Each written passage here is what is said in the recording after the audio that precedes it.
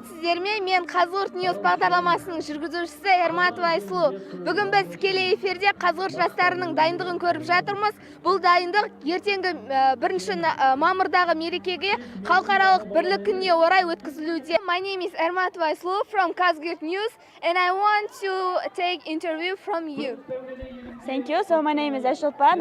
First, I want to congratulate all Kazakh teenagers for our holiday, and tomorrow we are conducting very interesting holiday, and we would like to invite all Kazakh people for this tomorrow.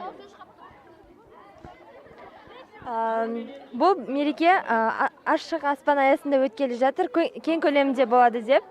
Және де біз ойлаймыз бұл жобаға осы мерекеге барлық ақсыз студенттері де активны түрде қатысады деп. Бұл кең көлемде өткелі жатқан мерекені барлығымыз бірге бақытты күйде атап өтеміз деп ойлаймын. Мерекелеріңізбен. Рахмет. Мерекелеріңіз құтты болсын. Бүгін сіздермен болған Эрматова Айсұлу, Қазығұрт Ньюс бағдарламасынан.